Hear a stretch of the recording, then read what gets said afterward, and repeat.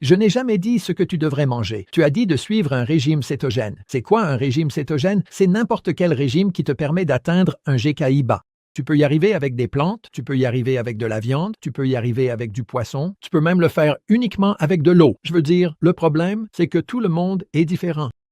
Donc, je dirais que si tu peux, tout ce qui maintient ton indice glucose-cétone à 2 ou disons pour les personnes en bonne santé à 5 ou moins, et pour un patient atteint de cancer à 2, 2,0 ou moins. Et alors, ils finiront par savoir ce qu'ils peuvent ou ne peuvent pas manger. Donc, je ne peux pas dire ce que cette personne devrait manger. C'est le corps de la personne qui devrait lui indiquer ce qu'elle peut ou ne peut pas manger. Ils ont besoin d'un appareil de mesure. Ils doivent quantifier leur glycémie et leur cétone sanguine à l'aide de cet appareil. C'est l'appareil qui vous dira ce que vous pouvez ou ne pouvez pas manger. Pas moi, pas votre ami, c'est l'appareil qui vous le dira. Ensuite, vous équilibrez votre alimentation et votre mode de vie pour maintenir cet indice GKI dans la zone basse, puis vous introduisez les médicaments ciblant la glutamine. Et, nous savons que la glutamine est essentielle pour le corps humain, en particulier pour le système immunitaire. Ce que vous ne dites pas, c'est que vous ne demandez pas aux gens d'éviter la glutamine ou de la supprimer complètement dans le corps. Nous ne pouvons pas, enfin vous ne pouvez pas le faire avec l'alimentation. Peut-être avec beaucoup d'exercice, mais ce n'est pas l'alimentation qui le permettra. D'accord? Parce que notre corps fabrique de la glutamine, elle est abondante. Et la quantité de glutamine que notre corps produit naturellement est de toute façon supérieure à ce dont une cellule tumorale aurait besoin. Donc, restreindre beaucoup la viande, cela n'a absolument aucun sens. Et puis, l'indice glucose-cétone sert uniquement à modifier le rapport entre le glucose et les cétones. La cellule tumorale a besoin de glucose. Elles ne peuvent pas utiliser les cétones. Une fois que vous avez abaissé le glucose et augmenté les cétones, alors les cellules normales sont protégées. Et là, vous utilisez des médicaments spécifiques en pulsation, c'est-à-dire que vous les arrêtez temporairement. Vous en donnez un peu, puis vous arrêtez. Le patient récupère. C'est un processus d'alternance, pas quelque chose de chronique. Et cela va cibler la disponibilité de la glutamine pour la tumeur. Il faut encore travailler dessus. Le dosage, le moment et la planification de différents médicaments qui vont exercer une pression sur la capacité de la cellule tumorale à utiliser la glutamine. Non, ce n'est pas un régime, c'est une combinaison régime-médicament. Le régime peut faciliter la diminution du glucose, l'élévation des cétones, mais cela ne cible pas la glutamine. C'est pour cela que nous avons développé la stratégie thérapeutique Press-Pulse.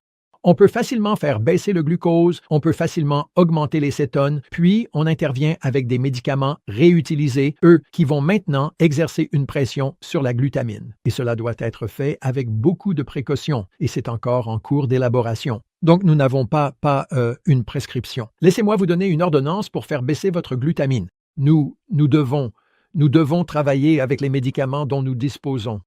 Tous les médicaments ciblant la glutamine sont déjà disponibles. Il nous suffit simplement de savoir comment mieux les utiliser. D'accord? Donc, les gens ne devraient pas s'inquiéter de ce qu'ils doivent ou ne doivent pas manger. Ils devraient simplement se concentrer sur la diminution de leur GKI, l'indice glucose-cétone, à l'aide du lecteur. Ketomojo ou n'importe quel lecteur qui peut vous donner ce ratio et tout cela est bien expliqué. Et ensuite, ils devront choisir, ou leur soignant devra choisir, quel médicament ciblant la glutamine pourrait être efficace.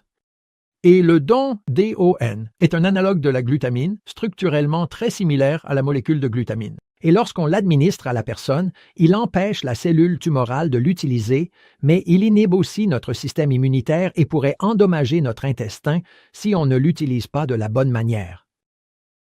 Nous savons aussi que certains médicaments antiparasitaires sont très efficaces, peuvent être très efficaces pour cibler la glutamine. D'accord? Le nebendazole, le fenbendazole, nous travaillons là-dessus en ce moment. Pourquoi un médicament antiparasitaire serait-il efficace pour tuer le cancer? Eh bien, parce que le parasite et la cellule cancéreuse utilisent une voie métabolique commune, la voie de la glutaminolyse, qui est une phosphorylation au niveau du substrat dans la mitochondrie, ce que nous venons de publier dans le grand article de Derek. Donc, nous avons tellement de médicaments différents qui peuvent cibler la glutamine sans toxicité si c'est fait correctement. La partie difficile pour le patient, c'est d'atteindre un faible indice glucose-cétone, ce qui rend alors la tumeur vulnérable à ces médicaments ciblant la glutamine. Alors oubliez, est-ce que je peux manger ceci? Est-ce que je peux manger cela? Non, ce n'est pas pertinent. Cela n'a rien à voir avec le problème. Le problème, c'est d'abaisser votre indice glucose-cétone, ce qui signifie faire baisser votre glycémie, augmenter vos cétones et ainsi rendre la tumeur à nouveau vulnérable à un ciblage de la glutamine avec un PR, avec un traitement en pulsation. Un peu ici, on arrête. Ici, on arrête. Regardez le patient. Comment va-t-il? Il va bien. D'accord, donnez-le ici. Oh, il ne va pas bien. D'accord, retirez-le. Il faut l'ajuster pour chaque personne. Et les types de médicaments ciblant la glutamine peuvent être, il existe tout un ensemble de ces médicaments qui pourraient avoir une efficacité thérapeutique et tous sont absolument importants. Pourquoi est-ce que cela nous inquiète? Parce que nous avons besoin de glutamine pour l'intestin. Nous avons besoin de notre microbiome, notre intestin doit rester en bonne santé. Et cela est alimenté par la glutamine et par l'alimentation. Une alimentation normale qui contient du glutamate protège aussi votre intestin et maintient également votre système immunitaire en bonne santé. Si nous tuons toutes ces cellules cancéreuses et qu'il reste des cadavres, nos cellules immunitaires saines interviennent, ramassent les corps, les digèrent et s'en débarrassent. Si nous ciblons trop la glutamine, nous paralysons justement les cellules immunitaires nécessaires pour ramasser les cadavres, les cellules tumorales mortes. Donc, si nous sommes trop agressifs à ce niveau, nous paralysons notre système immunitaire et nous laissons toutes ces cellules mortes et en décomposition dans nos tissus, ce qui crée alors de l'inflammation, des infections et ce genre de choses. Nous ne voulons pas cela. Les gens doivent comprendre comment fonctionne le corps humain. Le corps humain se guérira lui-même si on lui en donne l'opportunité. Oui, donc l'alimentation, les régimes nutritionnels, c'est formidable.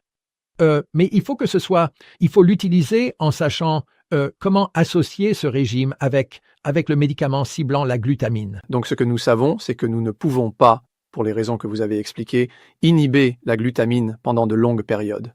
Mais nous ne savons pas exactement combien de temps nous pouvons inhiber la glutamine dans le corps en toute sécurité. Eh bien, nous devons savoir à quel point la glutamine est précieuse pour notre système immunitaire, notre intestin et notre cycle de l'urée. Il faut savoir que c'est une molécule essentielle. Donc, on ne peut pas s'y attaquer comme un éléphant dans un magasin de porcelaine. On risquerait de se nuire à nous-mêmes et, au final, de contrecarrer l'objectif même de ce que nous faisons au départ. Donc, nous travaillons actuellement sur le dosage, le moment et la planification.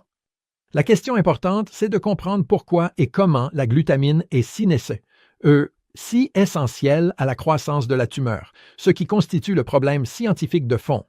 Nous avons découvert que la glutamine on peut l'utiliser sans oxygène, ce qui signifie qu'elle peut être fermentée. Tout comme le sucre, le glucose, qui est un sucre, est fermenté, on parle alors de fermentation lactique, avec l'acide lactique, produit comme déchet. Même en présence d'oxygène, les cellules cancéreuses continuent de fermenter le sucre, produisant de l'acide lactique. Les cellules cancéreuses continuent également de fermenter la glutamine, produisant de l'acide succinique comme déchet.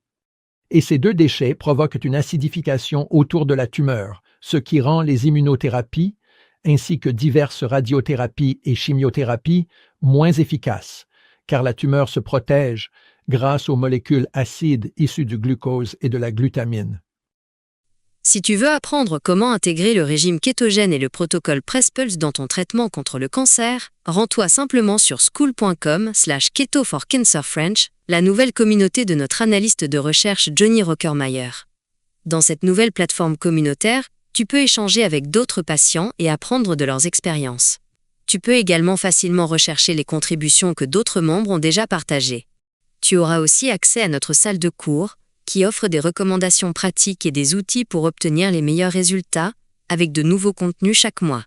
Cette section couvre toutes les parties du protocole Press-Pulse que tu devrais mettre en place. En commençant par les concepts scientifiques généraux du docteur Thomas Seyfried, et nous te montrons comment commencer le régime kétogène, avec un aperçu de les meilleurs aliments, et ceux à éviter. De plus, nous avons préparé une liste de médecins spécialisés en thérapie métabolique, ainsi que des informations sur les médicaments, l'inhibition du glutamine et la thérapie à l'oxygène hyperbare.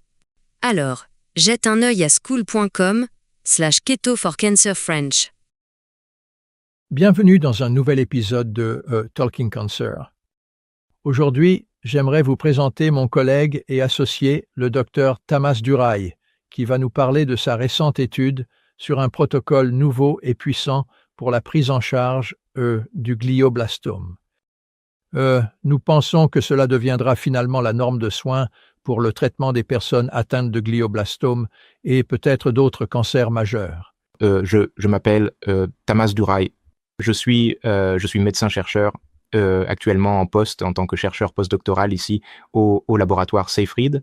La question est, qu'est-ce que la thérapie cétogène ou la thérapie métabolique cétogène ou le régime cétogène et comment cela s'intègre-t-il dans les applications cliniques? Je pense que l'un des problèmes que nous avons ici, c'est que dans ce domaine, cette terminologie n'est pas vraiment très standardisée. Donc vous verrez que, vous savez, les régimes cétogènes, par exemple, sont appliqués dans différents domaines en recherche et en clinique. On les utilise pour le diabète de type 2, le diabète de type 1. On les utilise pour l'épilepsie, bien sûr. C'est l'application classique qu'ils avaient. On les utilise pour les maladies neuropsychiatriques, les maladies neurodégénératives, et bien sûr pour l'obésité, qui est en quelque sorte l'application la plus courante ou la plus connue au sein de la population. Les gens utilisent les régimes cétogènes pour perdre du poids, pour gérer leur poids. Et dans chaque domaine, les caractéristiques que l'on retrouve dans le régime cétogène sont différentes. Donc, lorsque nous allons parler de la thérapie métabolique cétogène dans le cancer, cela a une définition très spécifique, précise. Et dans l'article, vous pourrez voir que j'ai essayé de la diviser en thérapie métabolique cétogène diététique et en thérapie métabolique cétogène pharmacologique. La thérapie métabolique cétogène diététique, je la définis comme une condition sine qua non. Cela signifie qu'il s'agit d'une exigence de base essentielle dont vous auriez besoin pour les thérapies ultérieures que vous proposeriez pour la prise en charge du cancer. Donc, et ces deux approches vont de pair. Il s'agit donc d'une interaction entre un régime alimentaire et des médicaments. Et donc dans la thérapie métabolique cétogène diététique, vous disposez de différents outils. Et c'est aussi une autre chose à laquelle on nous associe souvent avec les régimes cétogènes. Et il n'y a rien de particulièrement spécial concernant le régime en lui-même. Ce que nous considérons comme important, c'est que le régime induit un état métabolique dans le corps qui imite essentiellement le jeûne. Donc le régime est un moyen de maintenir un état de jeûne sur le long terme, sans bien sûr une restriction calorique extrême. Et j'aime bien la terminologie que, par exemple, le docteur Dominique D'Agostino utilise à propos du régime cétogène. Il l'appelle un régime à puissance thérapeutique. Donc, c'est un régime qui possède un ensemble de critères biologiques objectifs que vous cherchez à atteindre. Donc, tous les régimes cétogènes ne se valent pas, surtout pour la prise en charge du cancer. Comme je l'ai dit, dans différents domaines, le régime lui-même peut avoir des caractéristiques différentes. Donc, au sein de la thérapie métabolique cétogène alimentaire, comme je l'ai dit, vous disposez de différents outils. Le régime cétogène thérapeutique en est un. Bien sûr, le jeûne est la manière la plus, vous savez, efficace et extrême d'imiter le jeûne, c'est le jeûne hydrique. Mais en principe, on pourrait aussi utiliser des médicaments pour essayer d'obtenir les mêmes résultats. Et c'est l'une des choses que le domaine et nos collègues chercheurs dans différents groupes de recherche essaient de faire, c'est de dire, le régime est tellement compliqué et il est difficile d'obtenir une bonne adhésion des patients qu'on préférerait utiliser des médicaments. Par exemple, certaines personnes ont utilisé la metformine. C'est un inhibiteur léger de la glucanogenèse. En gros, il inhibe la production de glucose par le foie et cela réduit bien sûr le taux de glucose dans le sang et impose un certain stress métabolique aux cellules tumorales. Ce n'est pas très puissant, mais c'est un outil qui peut être utilisé. Les inhibiteurs de SGLT2 sont une autre façon de réduire l'insuline et de diminuer le glucose. Ce sont des médicaments qui inhibent la réabsorption rénale du glucose. Donc, en gros, le glucose est excrété dans l'urine. Et d'autres personnes ont proposé, par exemple, la dialyse contre le cancer. Donc, cela consisterait à essayer d'épuiser le glucose du sang à l'aide d'un système extracorporel, puis à perfuser des corps cétoniques. Malheureusement, la cétose thérapeutique ou les régimes cétogènes thérapeutiques, ainsi que le jeûne et la restriction calorique, ne sont pas... Ce n'est pas seulement le changement du glucose et des cétones. C'est aussi, ce sont des processus endogènes qui modifient, vous savez, des milliers de profils d'expression génique et de voies métaboliques, ce qui ne peut pas être... on ne peut pas vraiment contourner cela avec des médicaments, malheureusement. S'il existait un moyen d'utiliser simplement un seul médicament ou une seule intervention pour obtenir tous les bénéfices que nous voyons d'après les données que les régimes cétogènes, le jeûne et la restriction calorique cyclique peuvent apporter, eh bien sûr, il serait beaucoup plus facile de proposer cela. Mais malheureusement, comme je l'ai dit, c'est un processus endogène qui ne peut être atteint que en utilisant la cétose thérapeutique. Donc, comme je l'ai dit, nous avons un terme générique, la thérapie métabolique cétogène. Dans ce cadre, nous avons la thérapie métabolique cétogène diététique et la thérapie métabolique cétogène pharmacologique. Et au sein de la thérapie métabolique cétogène diététique, nous disposons de différents outils et l'un de ces outils est le régime cétogène. Mais comme je l'ai dit, vous savez, il y a d'autres options. Il y a la restriction calorique elle-même, il y a les régimes imitant le jeûne, il y a le régime cétogène paléolithique, le régime cétogène méditerranéen. Un peu plus compliqué à mettre en place, mais toujours possible, un régime cétogène à base de plantes. Tout cela pourrait être utilisé de façon cyclique pour essayer d'atteindre cette imitation, cette simulation du métabolisme du jeûne, qui est l'objectif ultime, l'objectif biologique de la thérapie métabolique cétogène. Donc, avec le régime cétogène lui-même, l'objectif que nous essayons d'atteindre est de faire baisser notre glycémie. Donc, il s'agit de la glycémie. C'est un niveau stable, inférieur à la normale de glycémie. Et bien sûr, il y a une augmentation proportionnelle dictée par la demande de la cétonémie, de l'utilisation des corps cétoniques par l'organisme. Et il y a ce changement métabolique vers l'utilisation de carburants dérivés des graisses pour la production d'énergie. Donc cela consiste à utiliser les acides gras et les corps cétoniques pour fournir la principale contribution à l'énergie, à la biosynthèse et, vous savez, à tout le métabolisme du cycle de Krebs et à la phosphorylation oxydative de notre organisme. Nous essayons de nous éloigner de l'utilisation du glucose comme principale source d'énergie afin d'augmenter la dépendance à ces métabolites oxydatifs dérivés des graisses qui sont, comme je l'ai dit, les acides gras et les corps cétoniques. Il existe 3 corps cétoniques. Il y a le bêta-hydroxybutyrate, l'acétoacétate et l'acétone. Le bêta-hydroxybutyrate est le principal corps cétonique.